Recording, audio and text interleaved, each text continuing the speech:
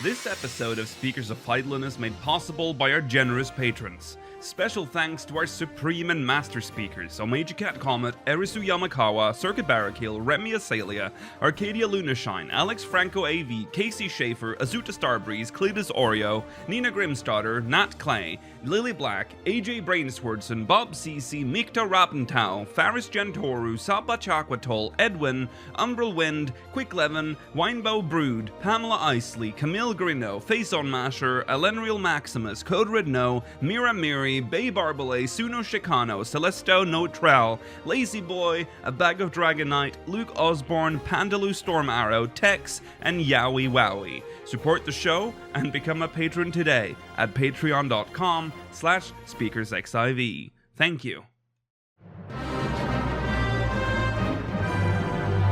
This is Speakers of Eidolon.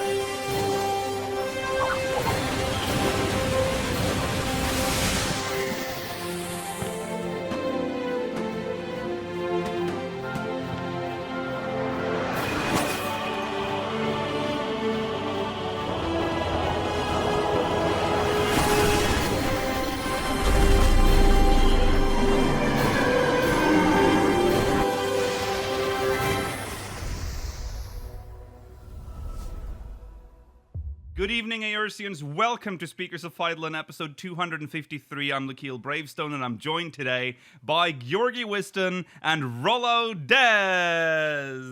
Welcome. It is July 3rd, 2021, and as we speak, we'll talk about this in a little bit, but I know a lot of you probably have two streams open right now. Big day.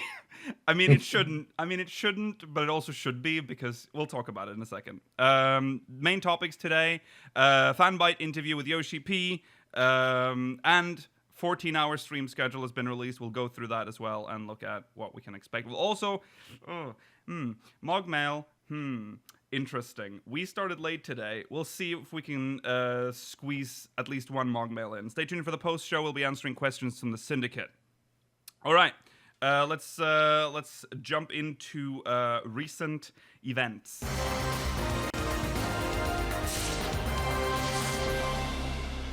All right. Okay. Sorry. Everything is slightly. Ooh.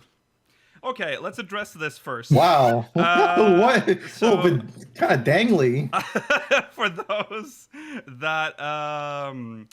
that didn't know, my microphone boom arm broke. I thought I have three additional arms, but my microphone doesn't fit on any of them. So my very expensive microphone is now just hanging off the cable. That's I know. I know. And I was going to pick it up from the post office today, but then it was closed today. So that's what my situation until Monday. Ooh. So love that.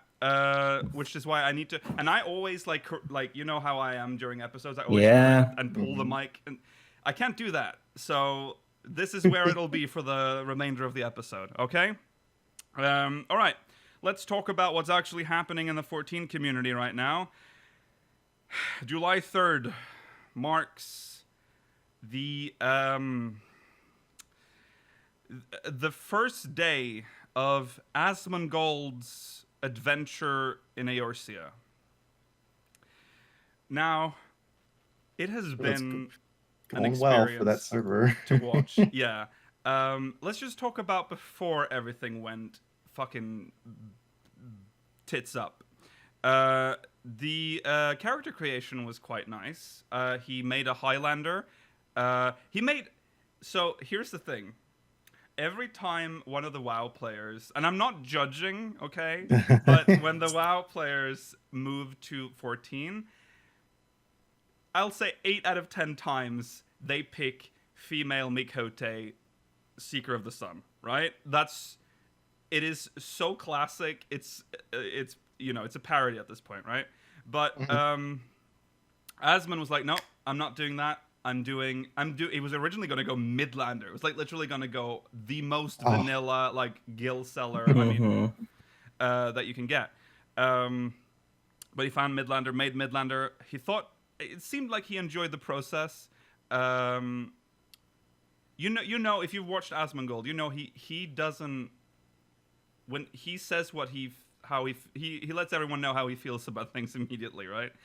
So it seemed like everything was going well, and then he starts. Then there's time to pick server.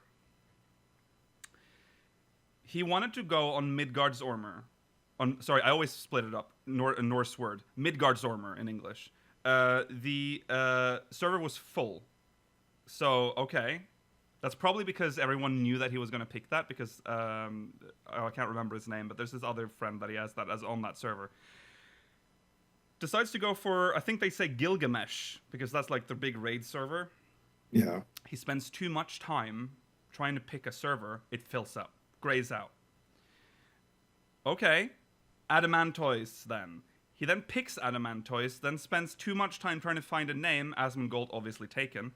He then picks the name Asmongold Bald. And when he clicks confirm, world is no longer accepting new characters. Gone. Snuffed out. All right, next. Eventually, Cactuar was the one he picked. Immediately thrown into a 400-player queue, which isn't that bad, but you know why. That's like an expansion day. Well, yeah. Actually, that's like less than expansion. I mean, it's day. like a couple of days after expansion queue time. Yeah. And it took a long time for it to tick down, so you know that there's a lot of activity on that server. The opening cutscene begins. He is bombarded with tell sounds and friend requests popping up on screen during the cutscene, and I'm like, oh my god, do/busy right now. You can't do/busy when you're in a cutscene. So he had to watch the opening cutscene while, and I will say, GMs had a field day today because Asmon's fans were making characters on the server with very inappropriate names that were now starting to flash on screen during this. So he's like, editors, make sure for the YouTube video that this is just blacked out because it's just, so that was horrible, and most of it was just ear deafening. Like, it was just a barrage of sounds. And he's not even in the game.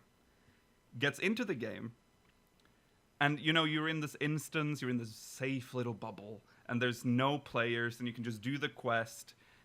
All great. But then the strangest problem that I don't think anyone foresaw happened. He was at the Drowning Wench, and the quest tells you to go down to the lower decks. And remember, you can't leave the Drowning Wench until you go down with the lift. The area is congested. The area is congested! He's soft-locked into the Drowning Wench. Oh. I thought, okay, that's it. That's it. He's not going to be able to play this game. And I just realized that it's going to be like this for every area he enters. He's going to try to go out of Limsa. It's going to be congested. Trying to go back in, it's going to be congested. So he just kind of walked around in the Drowning Wench and just constantly clicking the lift attendant to try to get down. And eventually he did. Oh. And that's when the game puts you actually in the world, right? Bulwark Hall filled with people all using, like, holy, all of their flashiest effects. And that's when I'm like, okay, this is it. This is going to be the entire stream, isn't it? From second one. Yeah. And then he made the mistake of being like, oh, I'm free now. I'm going to walk outside. I'm like, no, don't go. Don't. He walks outside into Middle Lenosha. First of all, it takes forever to load because suddenly there's like hundreds of players like entering Middle Lenosha. And there's just these massive mounts. And at this point, it's like, okay, I can blame Limsa, like, for being, Asmon's chat, like, because most of them were, like, sprouts. But I see you with your big flashing, like, mounts that you have to farm for, like, months. I saw you filling up the screen. But I thought, okay, that's to be expected. people do that even on our streams, like our tiny speaker stream. People will be like, hey, look at me with my big funny mount, and they will be like, haha, funny mount, dude, and that's it. But then he tried to do some progression, like killing ladybirds and sheep. People insta-killed them before he got to them. They finished fates before he got to them. And that's when it's a little more, like, insidious. I feel like that, I don't quite understand why that's a thing. Like, are you trying, what is the point of that? I don't know. Yeah. That was weird to me. And made me feel like he's never going to have the right experience like this. Yeah, I mean, I guess it's anyone with a big viewership. It's just kind of ruin MMOs for most people. Yeah. You stream it. Yeah. Do you think our fears are coming? Because the thing happened that we said might happen, where it's like this server is just plagued for like for like a little bit during the stream, right? And do you now think it's gonna be like, hey, this is the streamer server. This is the Asmongold world. You know what I mean? Like, you log in and you're like, oh, he's streaming. I guess I'll just sit in my 400 player queue, or I'm trying to get let me go to Limsa to get something done. Oh, it's also I don't know if that's gonna be. I don't think 14 works like that, because remember, you can jump worlds. By the way, yeah. If you're on, what is it, Ether? Yeah. World Visit isn't quite working right now, so don't use it right now. I would advise you to. You might get stuck, because it's quite bad. Oh yeah, apparently you're a little loud, Rollo. I don't know if that's. I can fix it, I guess. I can't do that because then I'll lower Georgi. Yeah. So yeah, no. I don't think there's obviously going to be a lot of stuff like this right now, because he just started playing. Most of those people that were there for the first day are going to fall off anyways, because he's going to start leveling, and the people that are like here just to troll is not going to put in the time to level their character. So I think they're going to fall off pretty quickly. A lot of them, by the way. It was funny, he reached the limit of like 200 is the maximum amount of friend requests you can have. And also he eventually did put up busy, by the way, right after the cutscene. So, all that spam stopped. But he reached the limit of 200, and then you could see the number of requests declining, like going down, as GMs deleted the people with the inappropriate names. Is that a little bit better, by the way? Is that good? Yes, that's good. That sounds good. Okay. Okay, so yeah, that's happening. I also want to just say that there's nothing to worry about. This is good. It's good that Asmon is here. It's good. I mean, any player is good. Like, imagine how many new players just joined because of Asmon. There is a lot of people that are, and I wonder if that's what was happening. The people that were like sort of griefing, if that was like people trying to like just to ruin it for Asmon, because a lot of the people that were out in Middle Lenosha were people with mounts that takes the time to, like, you need to be level 80 to get them. I don't know. I'm not going to point any fingers at the community, but you need to chill. The people that you know who you are. This isn't the end of the world. It's actually sort of the beginning of a new chapter. Hell, Final Fantasy XIV is at the top of the Twitch directory right now. I don't know what number we are right now, but at some point we were number 3 in the cat. This is a very old game. I never thought I'd see 14 climb this high up in the Twitch directory like this. Here we are. It's like a realm reborn again. Shadowbringers reborn. It's weird. So it's good, guys. Also, don't troll people. It's stupid. Yeah, you fucking lemmings. Leave him alone. Yeah. Also, like stacking on top of him, like when he's trying to like interact. What is the point? He's got names turned off. What are you trying to achieve? I don't know. Yeah. That's how it is for him in WoW, isn't it too? Like It is. I know. or I any know WoW it is. streamer. He's But just but for WoW, he already knows. Like, it's not. What else is there to do when you've done everything, right? That's just fun. He's trying to progress in a new game. It's sort of. I mean, that's griefing, in my opinion. But oh well, you can't control the mass. That's to be expected. He's a big streamer. That's how it is. Okay, so there you go. Asmongold is playing 14. Never thought I'd see the day, but here we are. We got him, boys. we tricked him into playing an MMO. All right. So there we go. Welcome to Asmongold. Also, there's going to be a lot of new players probably that you'll start to run into. If they're from WoW, be nice. Don't try to shit on WoW just because they switch. You know how difficult it must be to switch games. I know we talked about this previously, but yeah. Stop showing me those videos though, please. Right, I agree with that. I don't need another WoW veteran reacts to a Realm Reborn opening cutscene. We've seen them. But yeah, welcome. Even there might be people watching now, possibly on YouTube.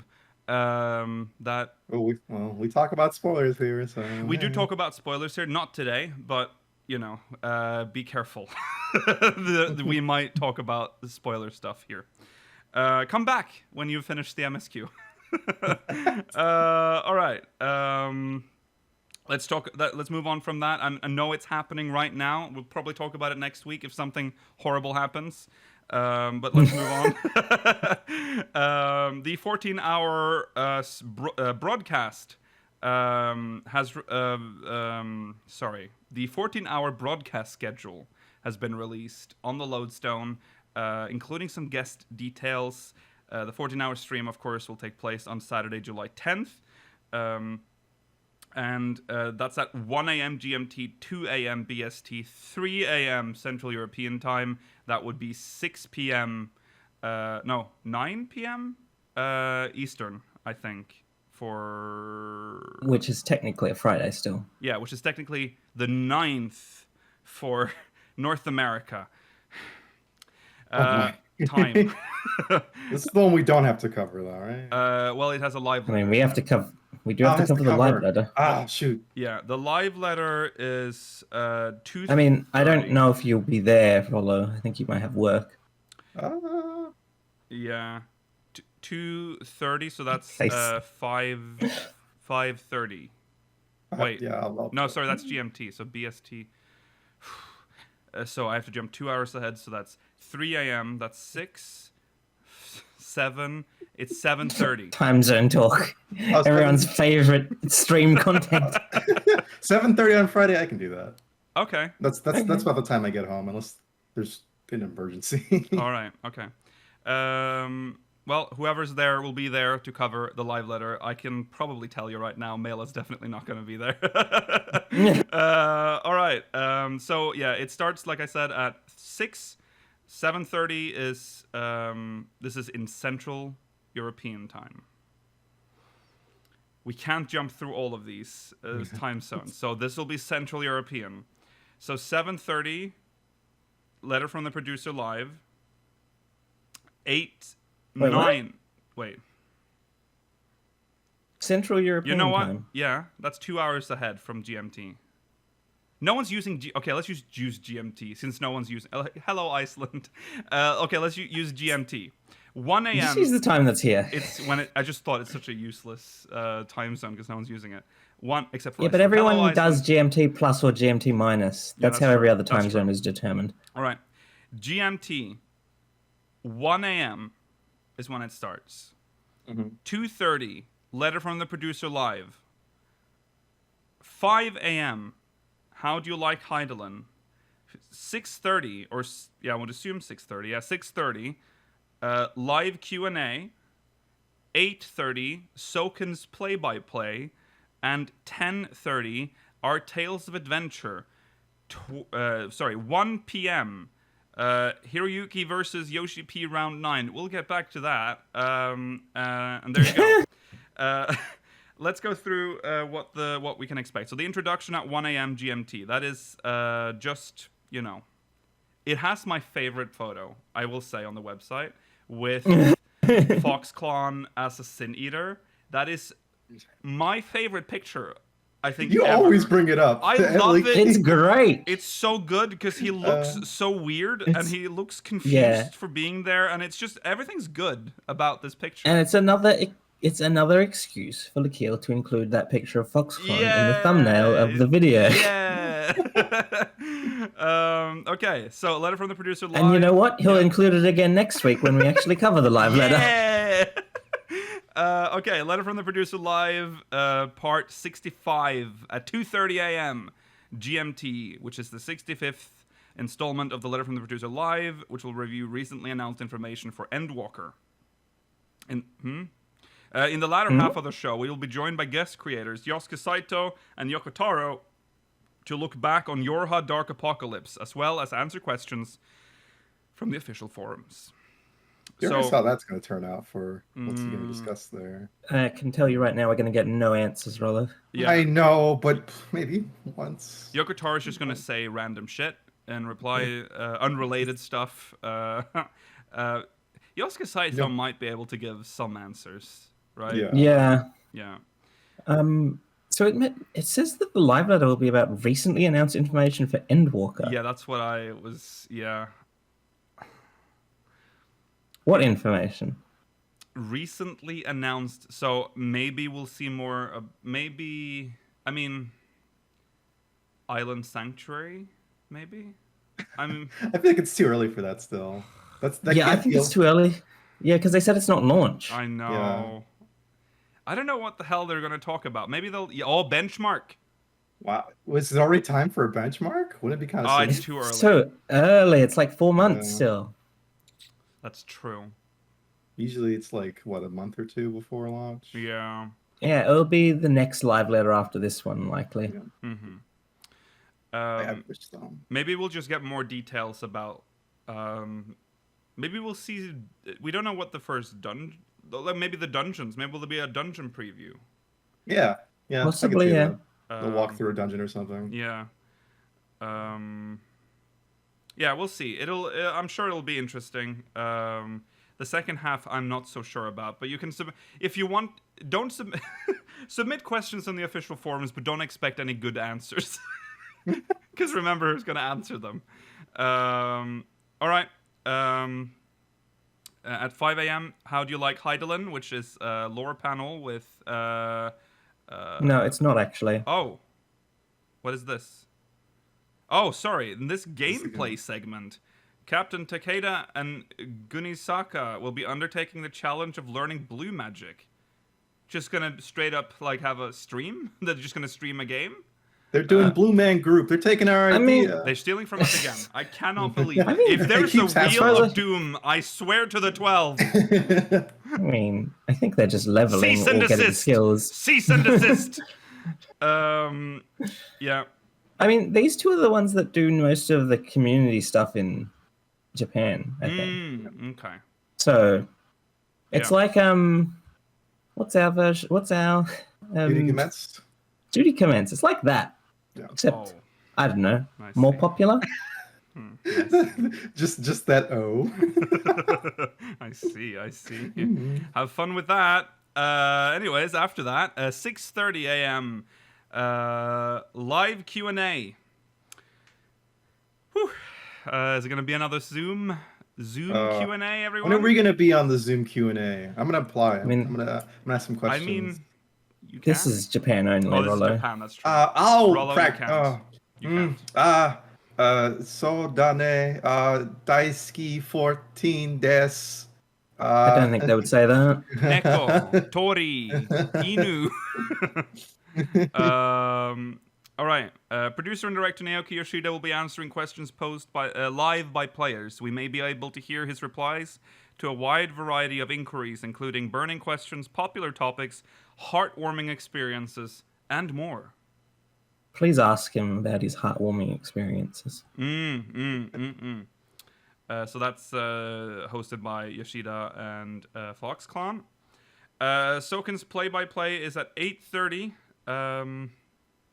which is a, let's see, sound director Masayoshi Soken provides an insight and commentary as we take a closer look at background music from Final Fantasy XIV. We're in for a wild but informative ride through some of your favorite tracks. Presented by Soken and Kazuyoshi Mochizuki. I don't know who that is, but... No, I'm not sure who that is either. This is probably the one that I'm most excited for. Because this is kind of what I wanted the behind-the-scenes episode of Shadowbringers about sound design to be about, and then it ended up being about sound design. Isn't that what we... we talked about this. Which is still interesting, but it's like... I wanted it to be about the music. Yeah. Okay. After that, 10:30, we'll be joined by special guests who are big fans of Final Fantasy XIV. Hear them recount their tales and experiences as warriors of light, which you may find to be quite similar to your own. So there's one time I wiped on Titan because I fell off. Yeah. Anyone relate to that one, fellas? Yeah. Hashtag relatable, Rollo. So there's some. I'm far away from the microphone. Ooh. All right. Oh, just look at that XLR cable. It's just dangling. Thank God it's like clipped on, so it can't. I'm gonna fuck up this microphone. So precarious. All right. So yeah, there's some celebrities here. I'm assuming. I can tell that they're celebrities because sometimes they are just listed with one name. That's how you know they're Japanese celebrities. All right, so there's a lot of those. And then the mystery segment, which, I mean, apparently isn't a mystery segment, but okay. They present it as if we should know what they're talking about. Yeah. Hiroyuki versus Yoshi-P, round 9. What are the other rounds? Rollo, that's the question, because it says... Almost 5 years since round 8 was held in 2016, Hiroyuki and Yoshi-P meet once again in this special talk session to cover a wide range of topics.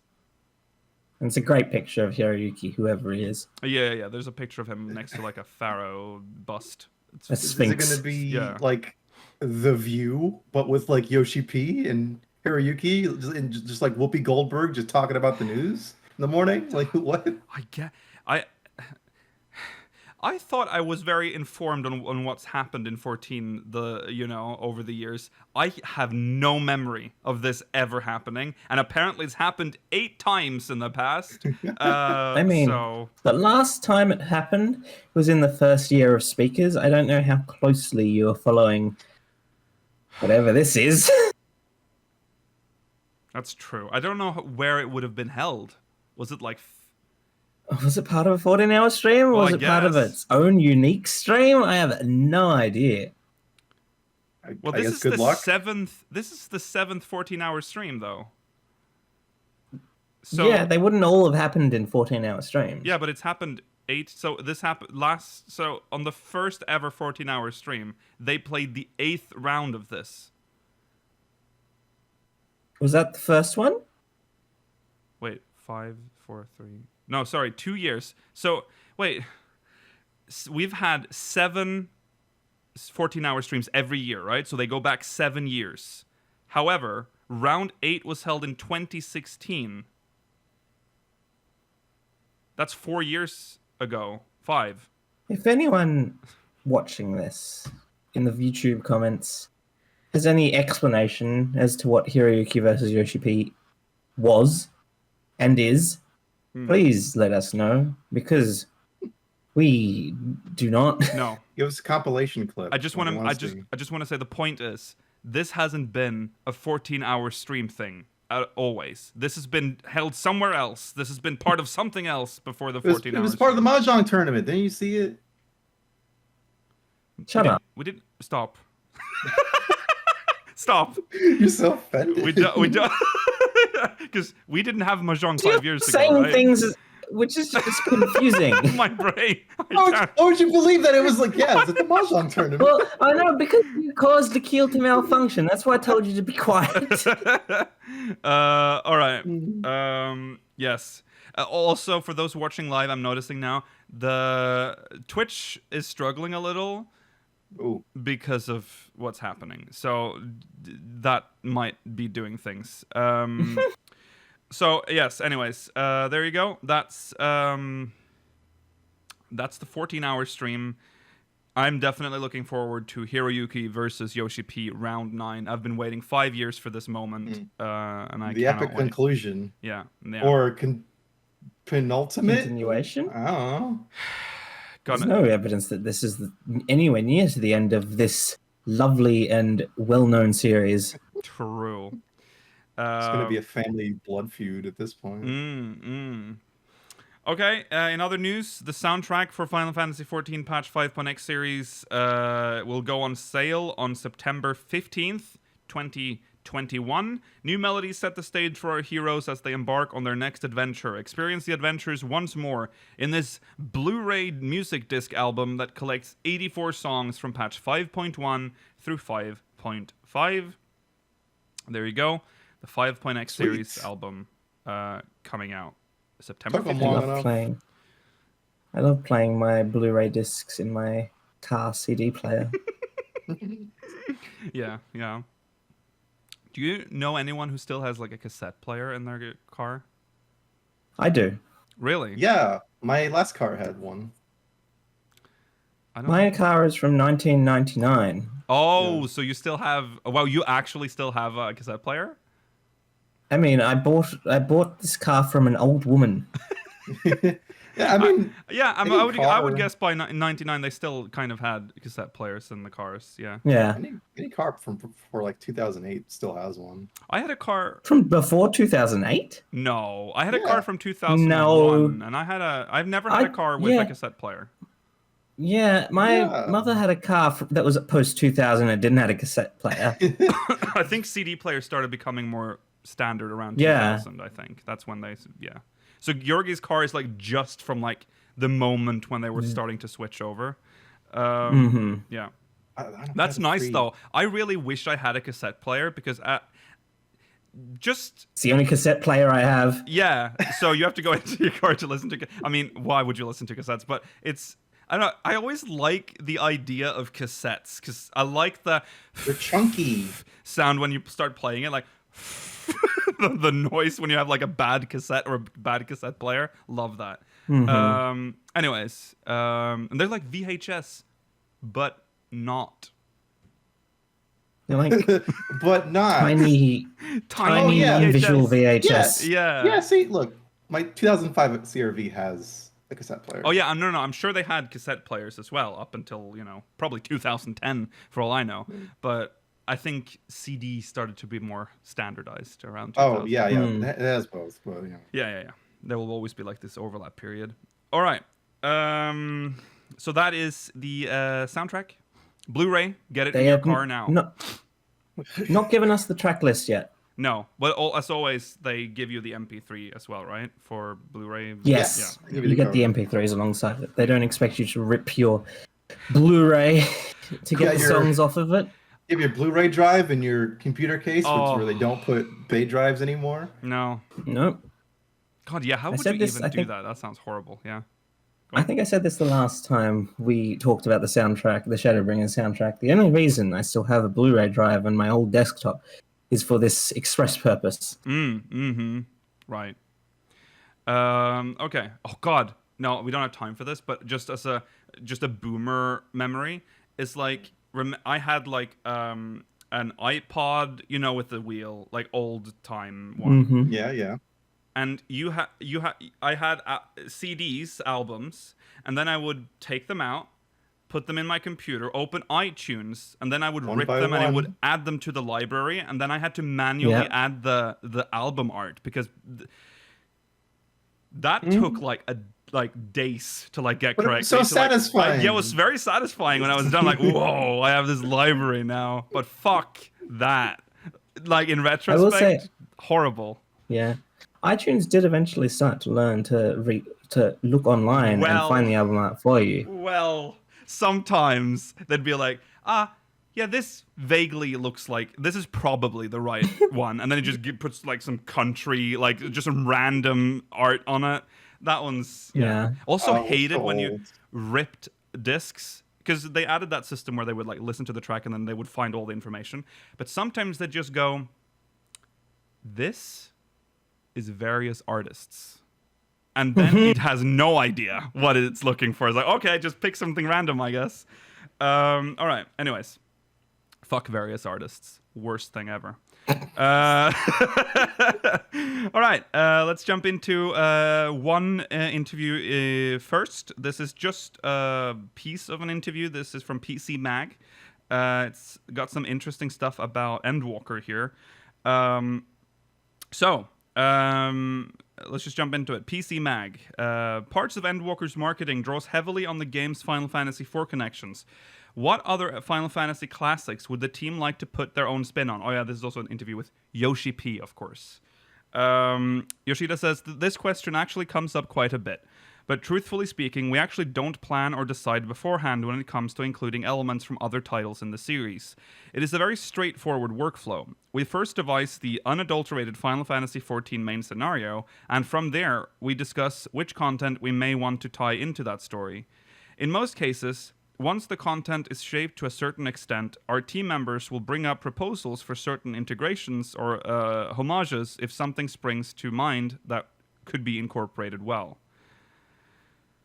Honestly, there are rarely any cases in which we decided from the very initial stages to incorporate elements from other Final Fantasy titles. One exception is the Crystal Tower. When we were in development for A Realm Reborn, this was one element that I had decided on from the very beginning. That was in part due to negative feedback we received from players that Final Fantasy XIV 1.0 wasn't very Final Fantasy series-like, along with the concept we had of wanting to make A Realm Reborn a kind of fan service title. Furthermore, I feel like we generally see early inspiration to incorporate certain Final Fantasy elements for high difficulty raids in particular. This is because players can expect epic monsters and adventures readily conceivable by any Final Fantasy fan, which acts as a strong marketing element for that content. We chose Bahamut for the first raid, Alexander for the second, then Omega made its appearance, with Eden being the inspiration for the following raid. And next will be Pandemonium. What's to come after this is locked away in my mind, so it will remain a secret. Laughs. His mind palace. Yeah. It's so funny that he's like, all right, you guys don't, it's not fucking Final Fantasy enough. All right, take the stupid Crystal Tower. There you go. Yeah. Now it's just like your favorite Final Fantasy. Yeah. It's interesting, though, because it could have... I feel like... I agree that, you know, he probably... I mean, he's probably telling the truth here, but Crystal Tower was also very heavily hinted at in 1.0. So it was... Even though it was never explicitly stated, like there's all this crystal shit. Remember Zonde's tomb in 1.0? I mean, probably would have gone down. He had to follow up on it anyway. Yeah, yeah. Crystal Tower have been in 1.0. I mean, we know where it was, but where would they have put it on the map? There's a very... So what I think they would have done is... when you look at Zonde's tomb, it looks like it was going to be more like how it was revealed in 3, where you have all this cave stuff. Like there's all this cave, this labyrinth, essentially, that leads to the Crystal Tower. I always wanted it to be like underground Crystal Tower, because that's sort of what it was hinted at. Like, what's his name? Eric? His name is Eric, right? The monk guy. I think he talked about like, oh, there is something underneath. There's something down there. And we know that it just popped up after the calamity. But it would have been cool to visit the Crystal Tower like when it's underground. But yeah. A cool sight. Yeah. But I guess you don't get the cool visual of just having it in the overworld. That's always kind of that's neat true. thing too. Yeah. I've never thought about it. I want to know if anyone's eyes were upon the Crystal Tower as it sprung forth That must have from been the grounds of Mordona. terrifying. I think Mordona in general was quite terrifying during the calamity, though. Very I mean, Cardinal Flats is there. I mean, it's, Camp Revenant's Toll was destroyed. The Aetheryte just fucking exploded. So yeah, it was pretty. It must have been a fucking... Oh god. Just minding your business. Imagine the poor did people. anyone in Mordona survive Don't the know. calamity? Actually, Must have been fucking a bloodbath. Yeah, horrible. Yeah, so there you go. That's interesting. So they never go... oh, that's right. Yeah, go on. the giants do witness it, and that's why they worship it. The True. what are they called? Gigas. The Yeah, the Gigas. yeah. We should Forget ask them they're about even it. there. We have never interacted with them that much. No. I feel like No, they're just there chilling Mordona, apparently. because they're Yeah, because their god is there, yeah, apparently. yeah. What did they do before that? Confused, lost, looking for a god. Looking for a god, a purpose. Are we all? Okay. So, that's that.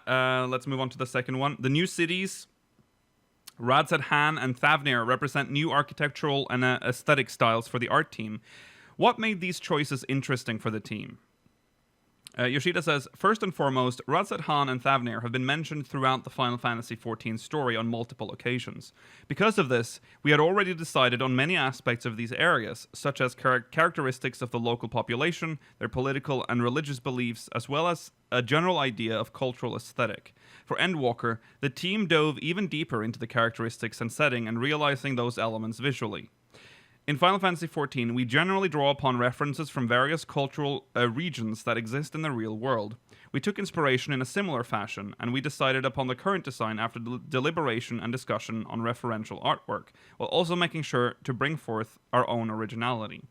Once you have finished the Endwalker story, I hope you will explore every nook of this area and see the great thought and effort we put into creating the culture of this region. Yeah, I wonder why they never directly say, yeah, this area was inspired by this. Because I wonder if I wonder if it's because they like mix them. Like they do, but like there's still like a primary influence. That's true. That is true. Yeah. Because it would be, I don't know, it'd just be interesting to be like, yeah, we got Radz-at-Han. It would be nice to know where specifically these things are coming from. Yeah. And Radz-at-Han looks very different from what we have in 14 right now. So very colorful, a little almost garish, but I like it. I will say, I like it. The first time I saw like the first screenshot of Radz-at-Han, I think it's like with a dock and like there's like there's this green water, and then this. I thought this looks like a screenshot from Final Fantasy XI. For a second, I will say 14. 14 looks nice, right? Mm. But it's getting old, and I think that first screenshot with all those colors made the shading look so off. I'm like, ooh, this looks very old. But that was an early screenshot. They did say that things are going to change, so it was just I was worried when I saw that first screenshot. I'm like, ooh, I'm playing a very old game, aren't I? Boomer games, 14, sorry. Yeah. All right. That is the PcMag interview, Yoshi-P. There are more questions in the interview, but it's about Reaper and Male Vieira, and we've kind of had our fill of that by now. If you're curious, just go read them. Yeah. We put the link in there. Yes. If you're watching on demand, link is in the description. Okay, main story. We are jumping into the interview by Fanbyte. Headline: Final Fantasy director. Sorry, he's not the director of Final Fantasy. Final Fantasy XIV director Naoki. Actually, didn't Final Fantasy get like a new brand guy? Is there like? I guess there was a new guy. Oh, sorry, I'm derailing, but I've just remembered it now. The next time they pick a new head of Final Fantasy, I think Yoshida is a good candidate. Just make him Mr. Final Fantasy. Yeah, I think he's a good candidate, but I don't think now is the time. I think he's way too busy. They should pick someone. I mean, someone just got the new job, so so they have to wait until he's like, I don't know. Is it for life? Retired? Right. Anyways, Final Fantasy XIV director Naoki Yoshida speaks about FanFest, Y'shtola's skin color changes, and NPC dating. So you know we're in for a ride here. As loaded. Mm-hmm, as well as pandemic challenges. Your favorite? How the twinning performance came to be, and Masayoshi Soken's cancer. So, Oh, I'm ready. I'm ready for a roller coaster of emotion. okay, let's go. Since taking up the mantle as Final Fantasy XIV's director and producer, just quickly, current Final Fantasy brand manager is Yoshinori Kitase. That's the guy, right? There you go. There you go, YouTube comments. Since taking up the mantle as Final Fantasy XIV's director and producer, there have been many difficult and busy moments in Naoki Yoshida's life. More than once, he felt he was facing his biggest challenge yet. Looking at what I'm doing now, it's even more busy, he tells Fanbyte in an interview following the 2021 Final Fantasy XIV Fan Festival, an annual convention held digitally for the first time earlier this month. Annual. Yeah, again with this annual stuff. This is not the first time we've read this in an interview. It's okay. It's just they missed a little. What would we call it? A biannual? Biannual? Yeah. Have you ever thought about this? Biannual can mean two things. It can mean That's every true. 2 years or twice in 1 year. Yeah. English sucks. We need better words. Yeah, you do. Okay. It just exceeds anything that I had imagined. The event had plenty to share about Final Fantasy XIV Endwalker, the new expansion coming out in the fall, and the future of the MMORPG. But Final Fantasy XIV players adore FanFest for much more than just the game. FanFest is just as much, if not even more so, about the people involved with the title. And despite the consistency and quality of the work players see, the ongoing pandemic has proved difficult for the development team. Perhaps the biggest challenge has been its effect on the team's mentality, changing the workflow to accommodate the circumstances, updating the rules by which the team abides. That was all doable, but people's feelings and how they adapted to the pandemic couldn't be rushed. Some were quicker than others, and Yoshida's role as leader means he's had to be conscious of this. Ideally, people would be able to switch quickly and be encouraged whenever people are like, oh well, there's nothing we can do. In this pandemic, we just need to accommodate and just switch gears and press forward, he says. But some people required the time to get adjusted, and they may not have had as high a motivation to keep moving forward. And I totally understand, or I feel like I understand, those people. It's totally understandable that people go at their own pace. Looking back, I think dealing with that was one of the major factors that affected this past year. Even though it has been challenging, the team has been able to find many moments of joy and are happy to share them with the community. One of the best moments of FanFest was the performance of A Long Fall by the Primals, with several staff members recreating a famous dancing meme on stage. That was great. There was a video that someone showing the meme guy, the dance. Yeah. The original guy, yeah. I gotta mean to watch that video. Yeah, that was really fun. He was excited. Yes, I love that. Okay, check it out. I don't know what it's called, but you'll find it. Like, just showing Long Fall Dance Man. I think it's something like that. Something like that. Yeah. It's really good. As it turns out, Final Fantasy XIV composer Masayoshi Soken came up with the idea, of course. Soken and the Primals saw the meme and wanted to recreate it. They had a music video that they had a chance to make, so they did the performance by themselves and wanted to bring that to the stage during FanFest, says Yoshida. But you wouldn't be able to carry your instruments and also dance, so I think that's why we wanted to have those back dancers supporting us. We had a meeting with the people who are involved and responsible for planning FanFest, says Foxclan, Final Fantasy XIV's global community producer, and one of the dancers in the performance. By the time the leads responsible for planning FanFest had convened to discuss the stage, Moriuchi says that it was already determined he would be one of the dancers. The conversation became more about the remaining 3 dancers, while Moriuchi would be the member with the green shirt.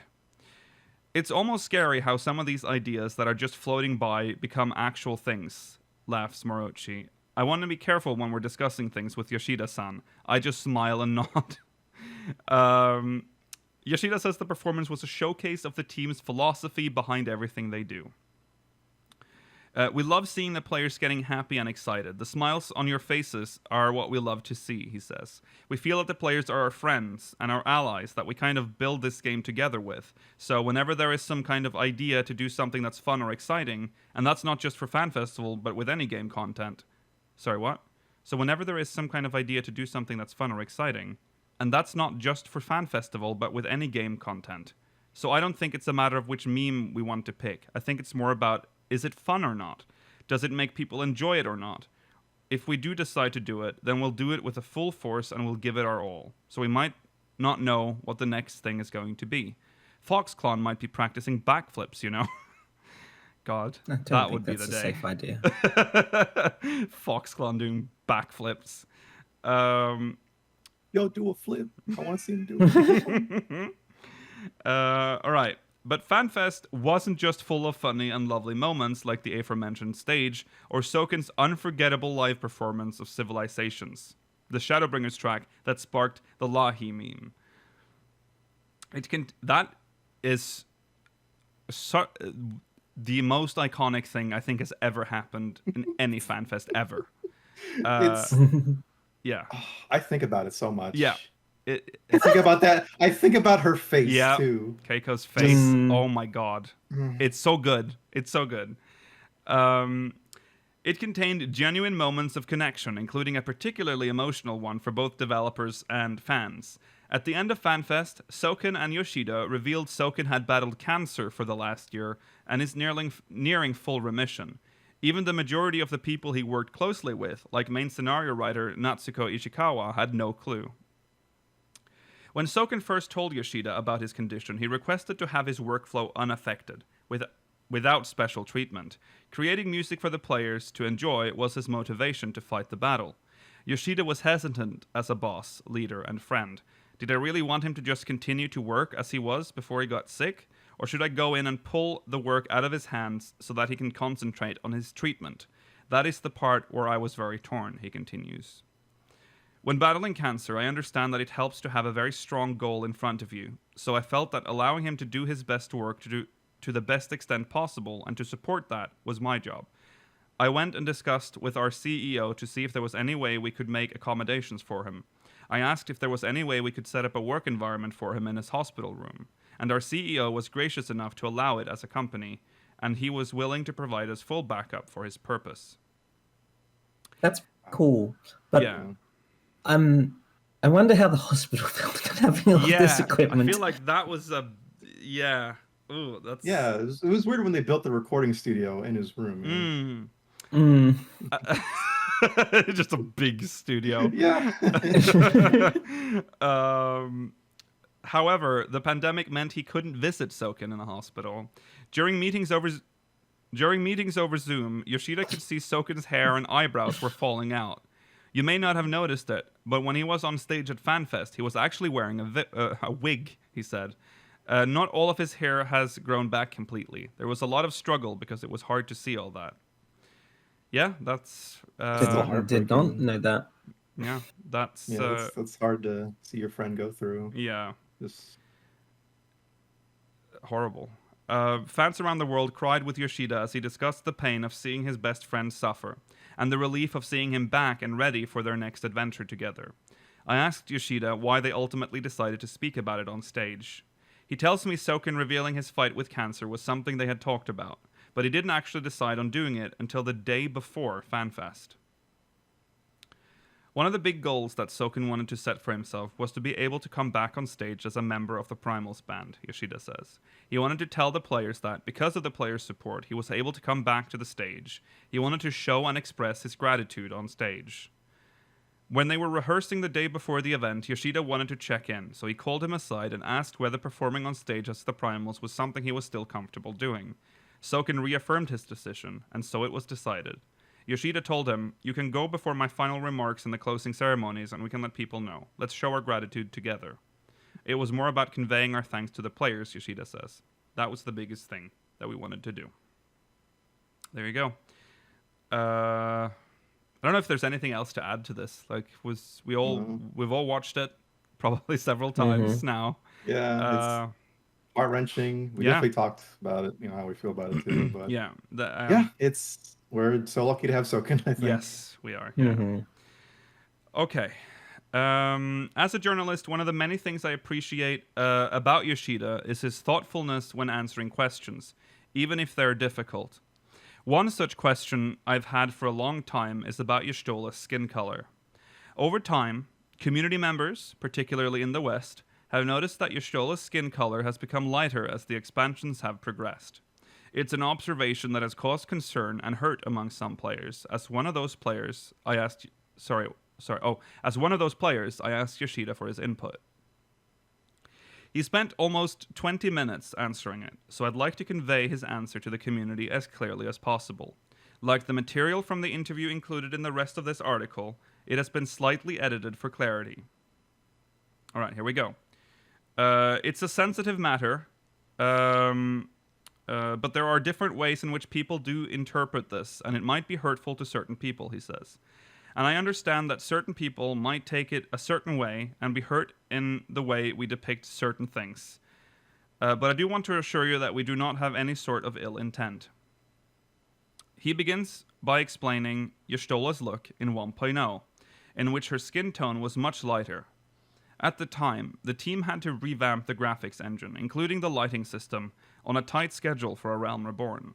As a result, he feels the team wasn't able to create a new look for her or shine the spotlight on her enough as one of the game's key characters. That's why, in Heavensward, all the members of the Scions, including Y'shtola, had a costume change. We were able to allocate the resources to update their look, he says. So with Y'shtola, we changed up her hair a little bit. Thancred also went through some major changes.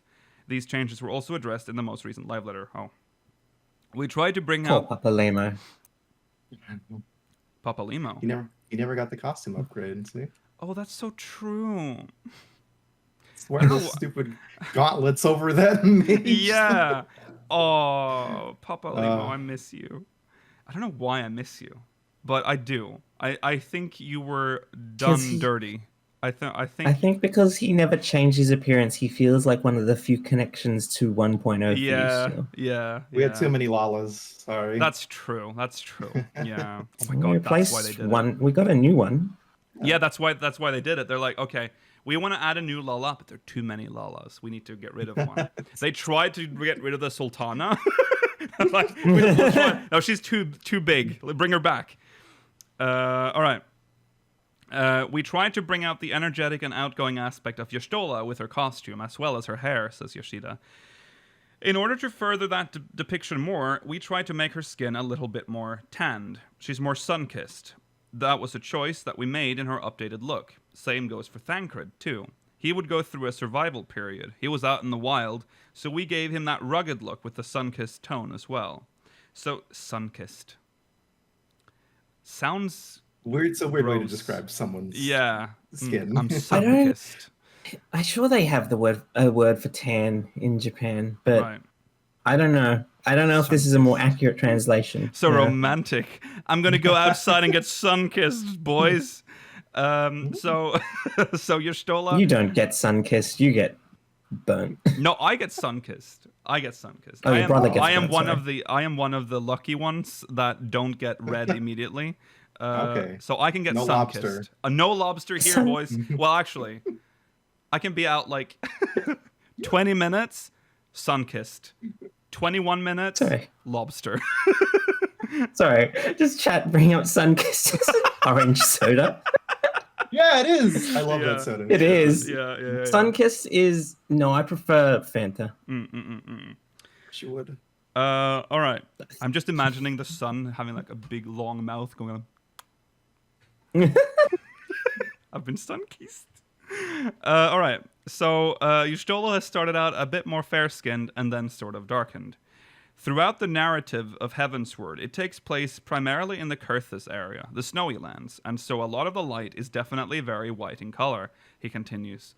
So we did have to make adjustments so that we can still show Y'shtola in the updated look that we had given her with the skin tone. And we wanted to depict the change of the character, as in, like, how they change from a more pale look to a more vibrant sun-kissed look. In Shadowbringers... using this term. Sun-kissed.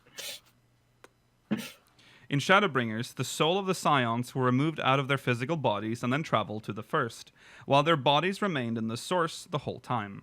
For the Y'shtola that was in the realm of the First, we had created her as sort of Matoya's embodiment for that narrative, Yoshida explains.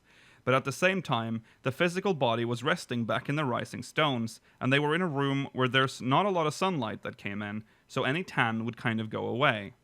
I wanted to make sure when we were depicting these characters that they're not stuck in time. They're living characters. We don't want them to stay the same all throughout.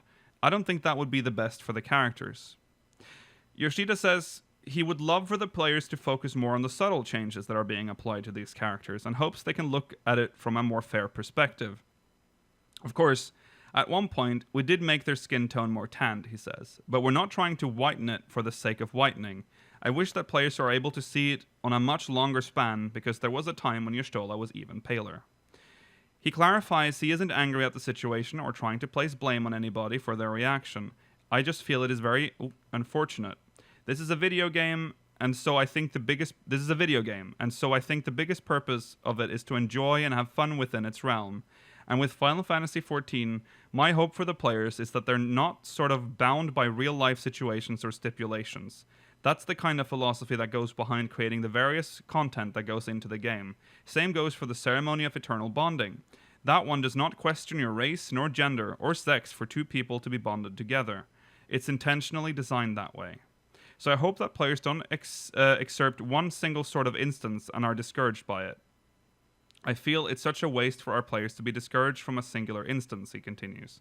It's such a large world to enjoy. I'm sorry if I'm being very blunt and frank about this, but I have tried to explain it to the best of my abilities, that what went behind it and the reasoning.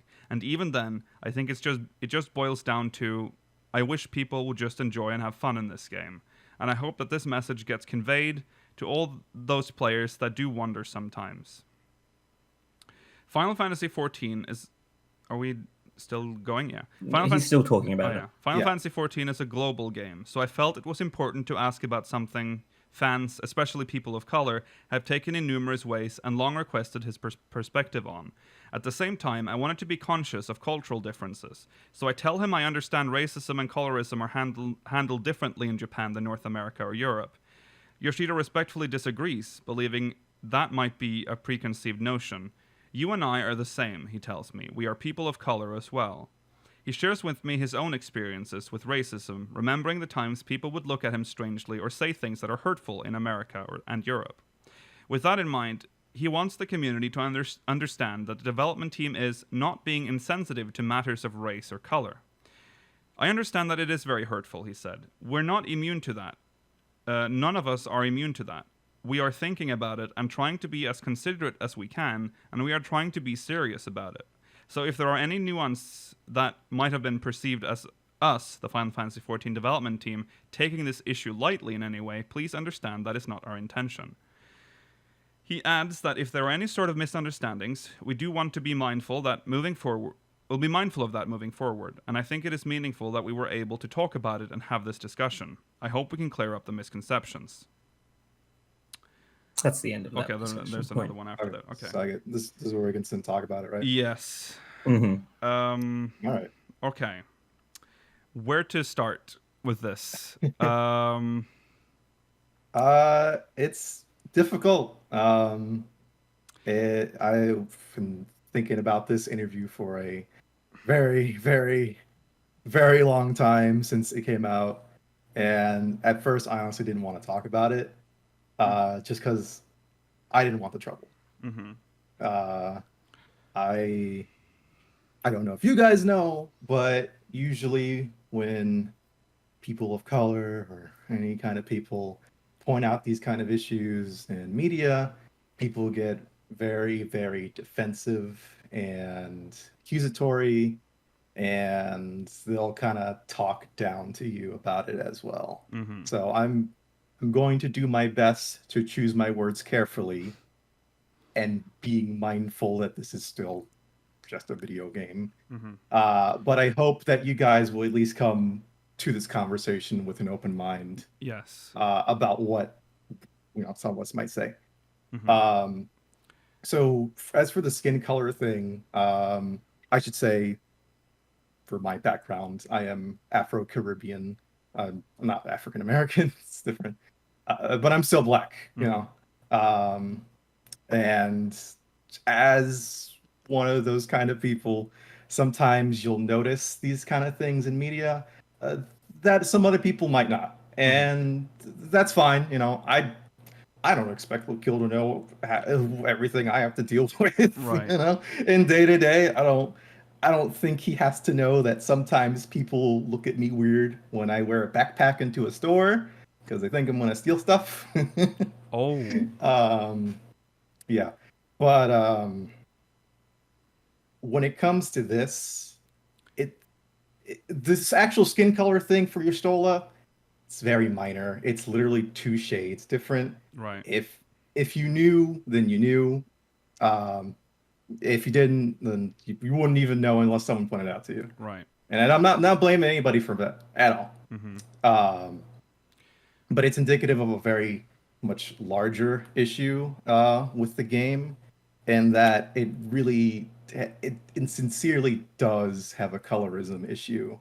And I'm not accusing anybody on the dev team or even any players here of being racist or colorist for this.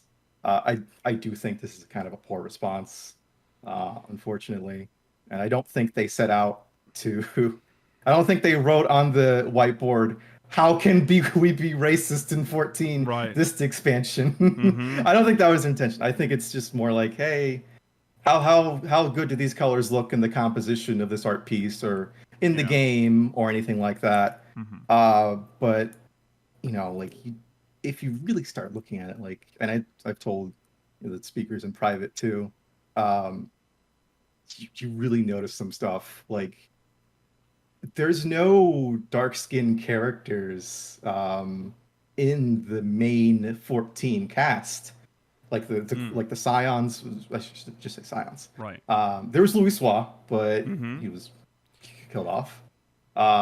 Louis Sois is interesting because Yeah. Louis Sois is clearly black, but Mhm. as you go down the Or- line, yeah.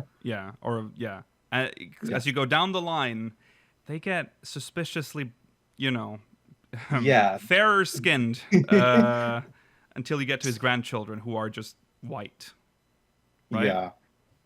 Same thing with Lise. Her dad was extremely dark. Yes. Very, very dark. And I'm not saying it doesn't happen in real life. I mean, Right. that clearly does Mm-hmm. sometimes, but it does kind of like, it really just rubs you the wrong way sometimes of being It's like, the Yeah. Lise thing is particularly strange because her father was designed after she was, Yes. and Yes. there's the whole problem of like this like white character coming to the rescue of a primarily dark-skinned nation. Yeah. But like they didn't have to go the extra step of making her incongruous with her own parent. it's kind of fucked up. And I think it's a little like, when I say it's being talked down to, I unfortunately kind of think in this interview some of the critics of or saying this kind of thing, or just people in general, are being talked down to a little bit, because I'm not Japanese. I've never lived in Japan. Maybe I'll visit one day. I don't know. I don't know what Japanese people deal with. I absolutely believe that he was terrible things were said to him in whatever Western place he was at the time. But there are darker skinned Japanese people, and I don't mean like, African people that moved or to Japan. I mean, there are just Japanese people with darker skin. And there's a colorism thing very much, especially in a lot of East Asian countries. That's a fact. Yeah. And it feels kind of bad to say that it feels like he's just kind of brushing it off as if like, it's not really like, we're the same. I mean, yes, well, we don't go through some of the same prejudices and experience the same kind of injustices or racist stuff. Not saying that this is bad, or that he's a shit person. Again, this is still 14 is one of my favorite games. I still love it a lot, even with this. And again, I'm not accusing them of being the worst person known to man. Right. But conflating this too with like some of the LGBT representation in game, also feels kind of not a great thing to say. Mhm. Just going like, don't pay attention to the skin color stuff. I mean, come on, we have you can be gay in this game. That's great, and like that is great. I love that. I'm so glad that's the thing, but it being brushed to the side because of that, it feels really bad, and I don't know. It's complicated. I'm sorry if I'm not making too much sense. Like No, I've it makes sense. been thinking for a while. I agree, because I noticed it when I read it again now. Like, he starts off like on the right track, but then he gets very defensive, just like you said in the beginning. Like, he gets defensive at the end. Like, he's like, but you can be gay. It's like, okay, but that's cool. That's not what we're talking about, Yoshi-P. Yeah. Um, we can ask for both. We can have them too. Yeah. And stuff like representation does matter. I'm not saying I can't relate to a character because they're white or lighter skinned in game. But it does kind of suck to play the game. And you see like darker skinned characters or like minority coded characters kind of get brushed aside pretty often. Yeah. We kind of saw that with Harnveld almost, where he comes in, it's real cool, he does his thing, he gets saved by the white lady, and now he's kind of sidelined in a wheelchair. Again, that could totally change, and this is just one example, but it does kind of suck. Yeah. And did I mention the patch art thing? The what? The patch art thing. No, you haven't. The one with Gaius? No. Yes. So, well, just in general. So That one's another interesting. thing. Yeah. So again, something you might not notice if you're white or just don't look at this kind of stuff. You can look at the patch art. They don't like putting darker skinned people usually in it. There's Louis Swa in the Realm Reborn one, like the red one. Yeah. There's Gaius, who became very ghostly pale in was it Prelude in Violet or something like that? In Violet. Prelude in Violet. Yeah. Yeah, there's that one. And then just recently we got Raubon. So it's kind of crazy that it took that long almost. Yeah. And I'm not saying you got to make the entire patchwork with darker skinned people or anything. It's just, it feels like a real weak point to the game sometimes. I think what you're like, it's like they're avoiding them in a way, and then if they're forced to put them in, they're like, how about we brighten that up a little bit, just a little. Yeah, because Gaius, I think, is the one that's the most obvious, and I remember when we first talked about Gaius after the patch, and you mentioned that he was black, and I'm like, yeah. And I didn't even realize. And then we looked at the patch chart, and he's like, all white. Nothing clicked in my mind. After you told me about all this, I'm like, oh, fuck. Yeah, that's true. That is true. And I get it. I think a lot of people just don't understand. I think that's the problem. Because I didn't until I was told. Yeah. Yeah, and so, like I said, oh, sorry, go ahead. No, you go first. You continue. Yeah, go on, Rollo. I was just gonna say, like I like I said, I hope people approach this with an open mind, at least try and understand why maybe some minorities or darker skinned people or even just other people might talk about this, and don't say stuff like, don't you know how tans work? Like I know that people can tan. Why did they pick 2 of the main cast to change their tans constantly with Y'shtola and Thancred? Because it doesn't make a lot of sense. It just to single out that one thing for 2 characters. And again, like I said, it's more of a design thing, like a composition almost for all art pieces and just vibes or whatever. But it does. That excuse doesn't hold a lot of ground. We say, well, like, oh yeah, time passes and people tan. It's like, yeah, I agree with you. It's such a what game does that? They're like, oh no, they've tanned now. Like, okay, that's not normal in games. All right. This is something that I feel like I can speak to a little bit more, being of Asian background. I'm not far East Asian like the developers of this game. I'm Southeast Asian, but it is a feature that is like featured very similarly to it is an aspect of our skin color that works similarly in the sense that Asians tan and return to their non-tan skin color much faster than other skin tones. Yeah. And that is probably what they're thinking. They're not at all considering what it means to other people when they do this. Yeah. That's not to justify why they're doing this. No. It's to explain why they're thinking this way without really taking into consideration how people that are enjoying their game in other regions would react to how they treat these characters. Yeah. And yeah, go on. It's God, I just lost my train of thought. Sorry, I almost wrote stuff down because there was just so much to say, and I didn't want to sound like an idiot. But there are other people that can articulate this much better than me and have written much more in-depth stuff than I can just say off the top of my head. I will say I do see some people in chat saying, they don't see skin color. They don't what? That they don't see skin color. I mean, that's metaphorically, I understand that perspective. That doesn't work for people of color too often. No. We have to see skin color because we get treated differently for it. So you have to be perceptive of that stuff. And I'm not accusing anybody in chat of racist or anything. It's a fact of reality that we have to acknowledge. Like the way I talk and the way I walk and the reason why I even wear glasses is so I can come off as less aggressive.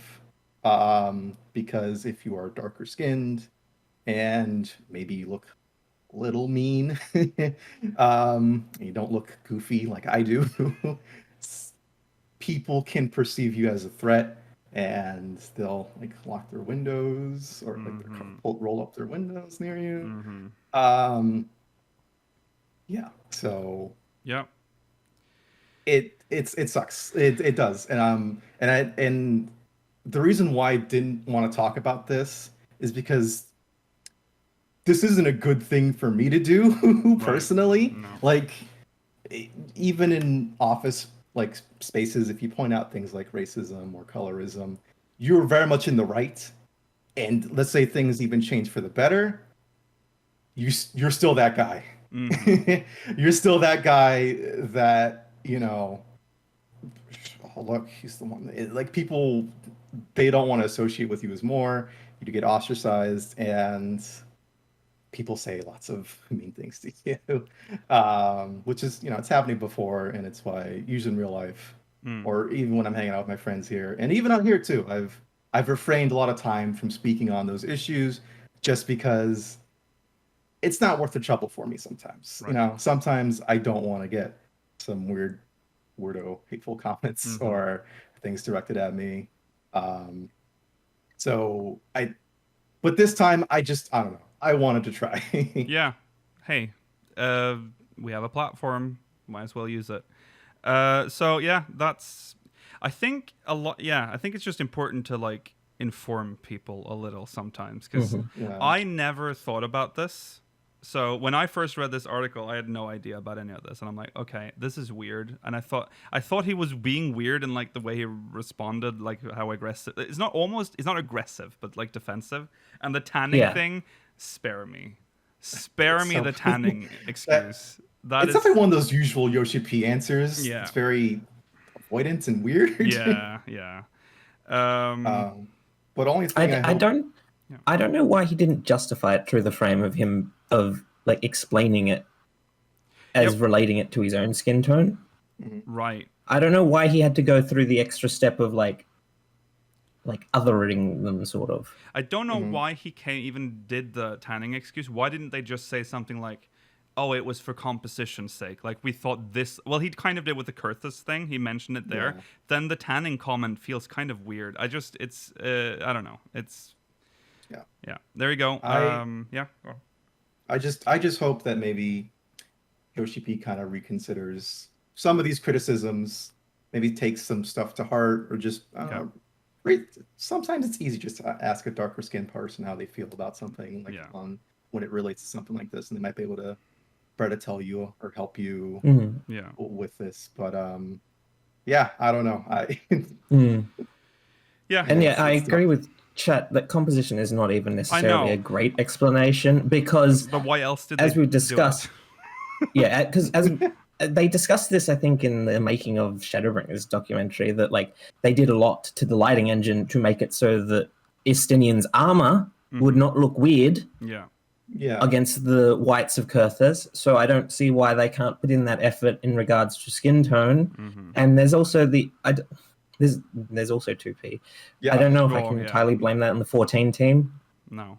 That might be other problems. I don't know. But also, there's the issue of just like skin tone in this game not being handled very well at all once you get into the darker skin tones.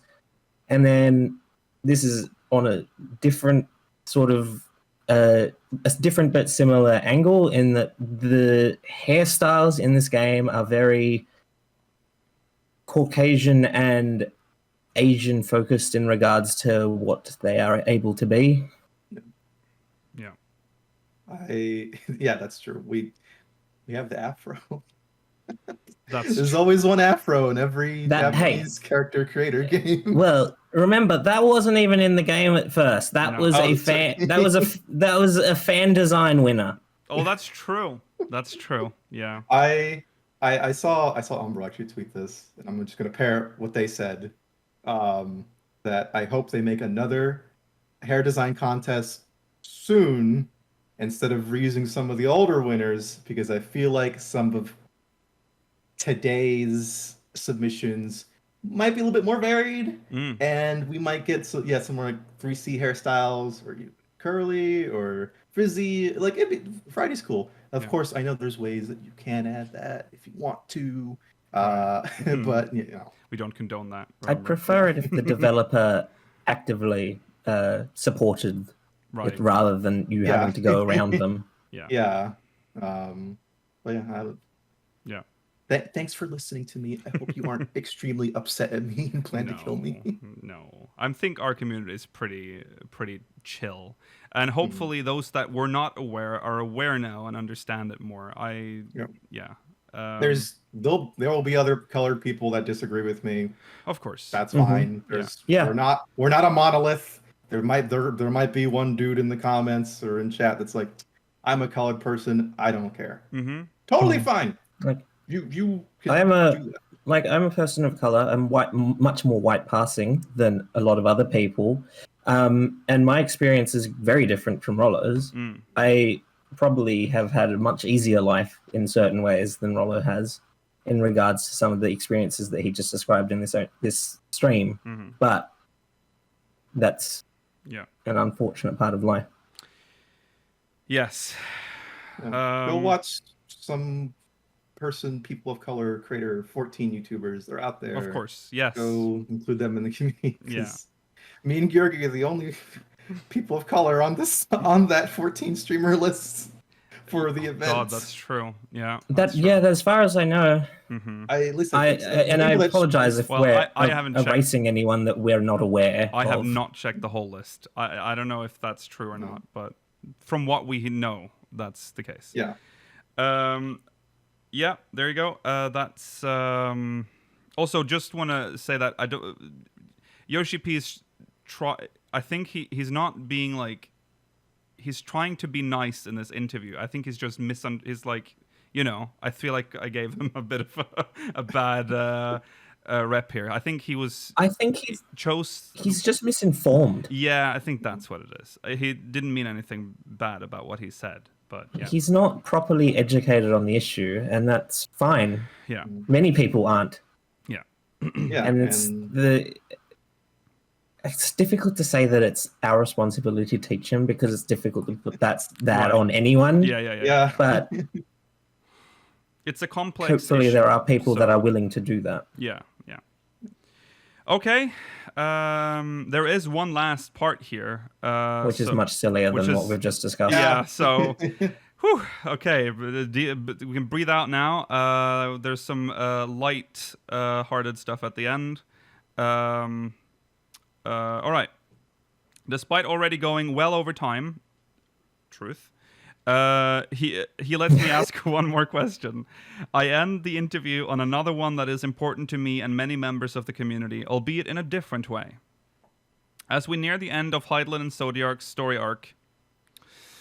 Oh, I'm so glad. They included the word story. That's At true. least. So there It was like a separated buffer. the two arcs. Yeah, that's true. Zodiark's story arc, spanning over the last decade, reached the culmination of all the work involved in both starting a new MMO and recreating it, and tread ground that few, if any, other MMO has before. I ask him, are there still no plans for NPC dating side quests? Must I wait longer to have a date with Y'shtola, Grahatia, Emmerich, or even my problematic paramour, who has been dead since the end of Shadowbringers? Immediately after hearing the question, Yoshida laughs loudly before saying, I hear that request actually fairly frequently. I know very well, but I wanted to ask anyway. He says it's okay if I ask about it until the day he lets me date Y'shtola. And he's kind enough to spare my heart by not saying no outright, but he discusses why it hasn't happened and probably won't for some time if it ever does. It's a live game, he begins.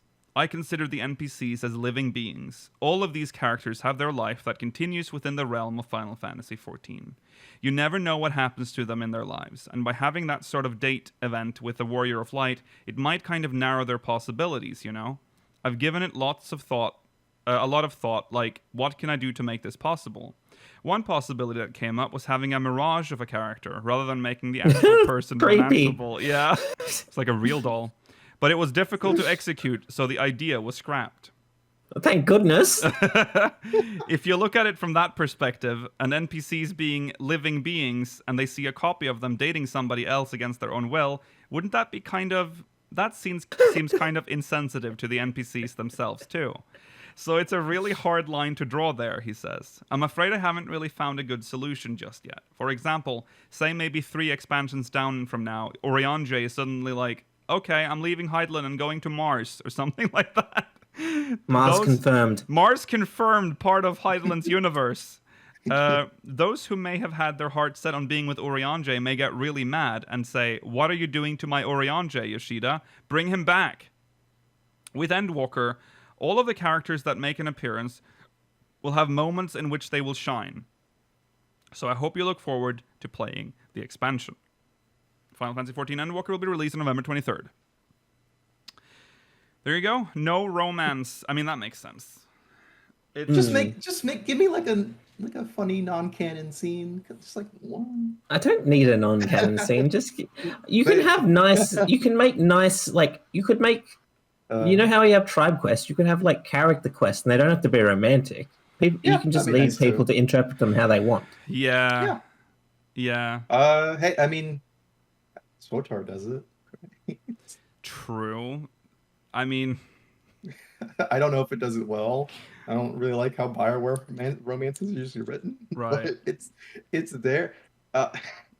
Honestly, you don't like it when the polygons smash their faces together. Yeah, I love it when they're just like wide-eyed. Yeah.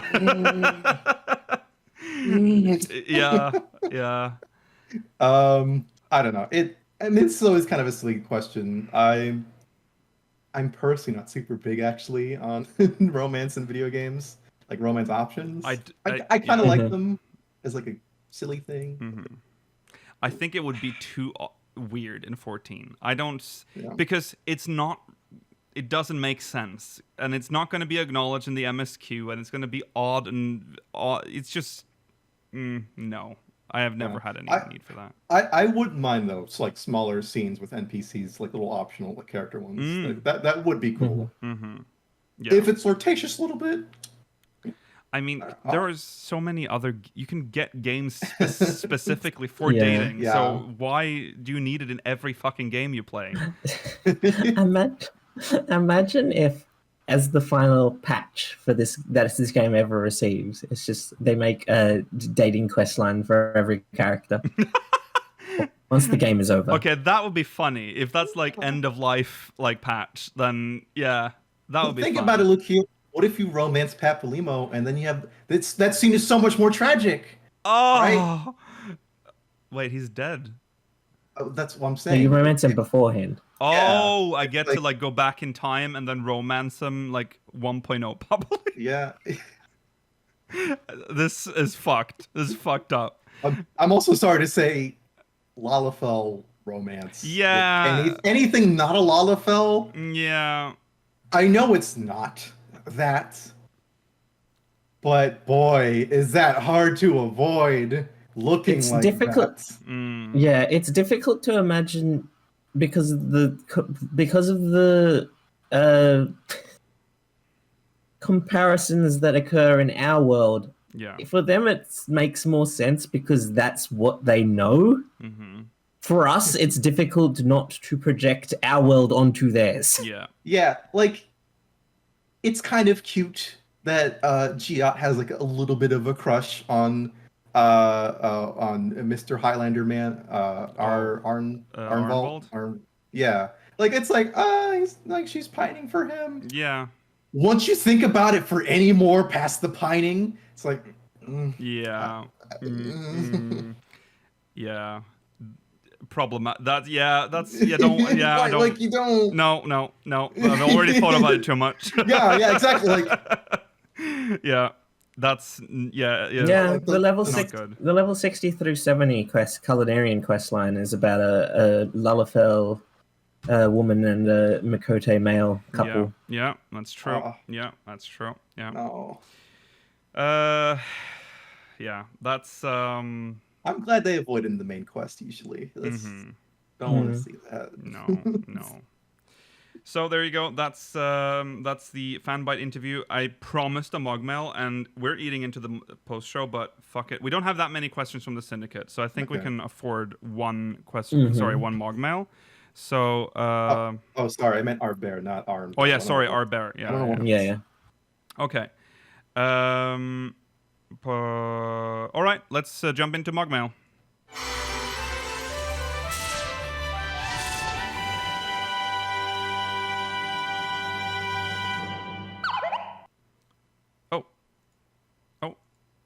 Uh-oh. Here it comes. There it is. This is from Genova Tia from Twintania. Hello, my lovely speakers. Let's talk about tempering. In the newest 5.5 patch, just to date this MogMail, oh no, we got a glimpse of expansion art lady, most likely Venophilia at this point, and she said to us, here, and baddies incoming, darkness rising. We have to talk about Heidelin's tempering at this point. It's an age-old question, but it has to be asked. Are we tempered? If we are, can we be cured of the tempering? Heidelin is a primal, and so she should do this according to rules. Do primordial primals have rules? But we have yet to see the effects of this. Is our ether imbalanced towards one element? Has Heidelin tempered others across the realm? There is an ongoing theory that Charlians, the forum in this case, are tempered/controlled by Heidelin Vena. Was this cutscene at the end of the patch an attempt by Vena to influence us? Did Midgard's armor have a sway on removing that tempering from us during Heavensward? Compare his beam and Alice during tempering cure. Sorry about the flood of questions.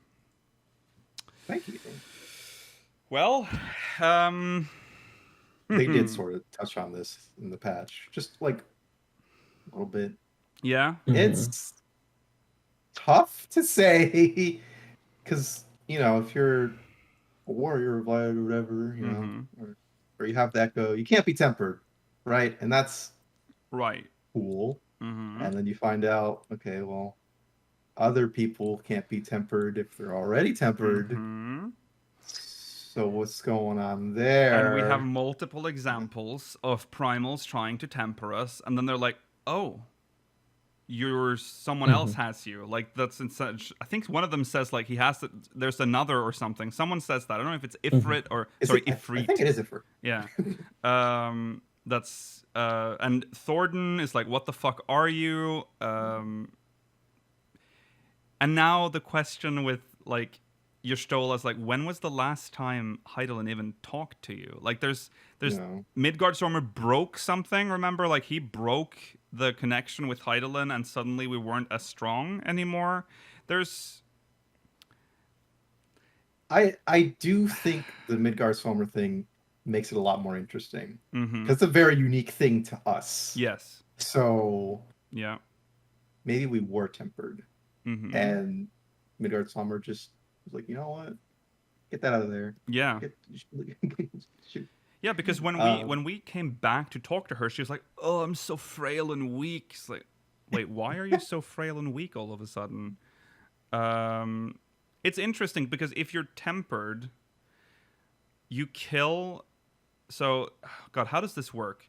How do primals? So primals get ether from offerings sometimes, right? They offer things up to their god, or crystals. Obviously, let's not forget about the crystals.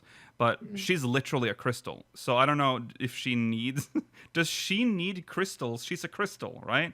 So if we are tempered and kill enemies for her, every time we kill an enemy, does that ether go to her? Is that how tempering works? Maybe Maybe Maybe we've been feeding Hydaelyn, and then Midgardsorm was like, enough of that shit, and she's like, ugh, my ether supply. Maybe she's in the crystal form is what keeps her alive, because we know she has a non-crystal form. That's true. Yeah. I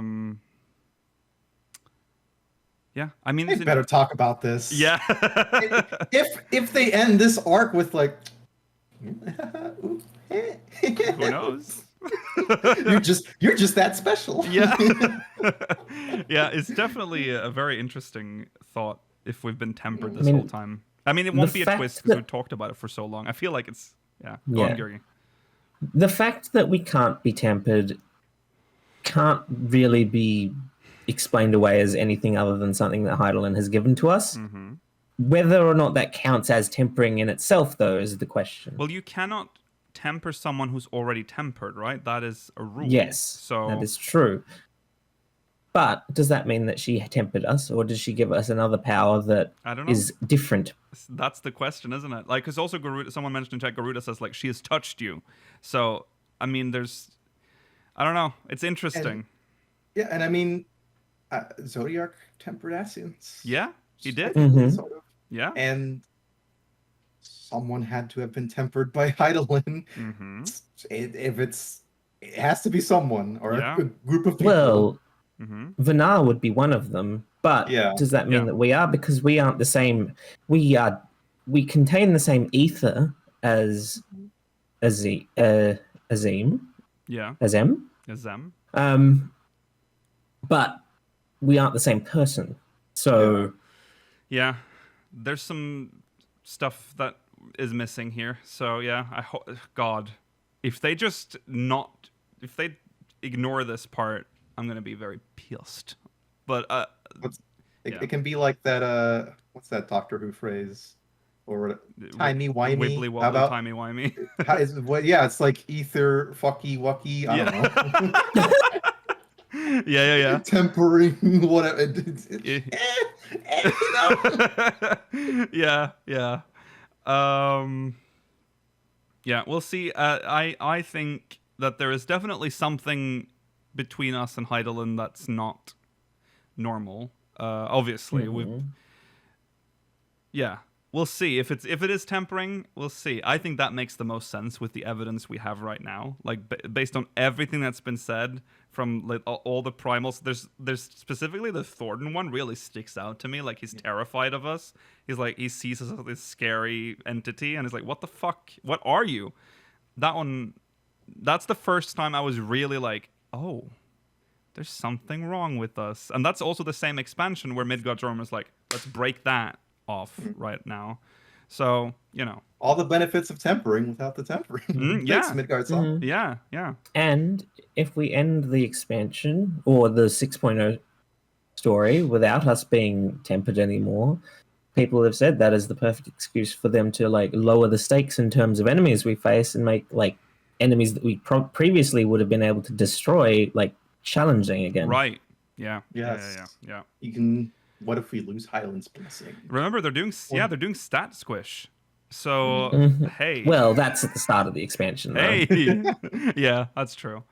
It just squishes you a little bit. You're weaker now. Yeah. Remember to screenshot your numbers at the end of this expansion because they will not be the same when you log back in. No. All right. Thank you, Genova Tia. That is the end of the show. Thanks for watching, everyone. If you're watching live, remember the post show is coming up. Remember to follow on Twitter at SpeakersXIV, twitch.tv/SpeakersOfHeidland, youtube.com/SpeakersXIV, exclamation Discord in chat. If you're watching on demand, link is in the description. We'll be back next week, same time, same place. Make sure you catch that. And stay tuned for the post show, which is coming up right now if you're watching live. Goodbye! Bye! Bye.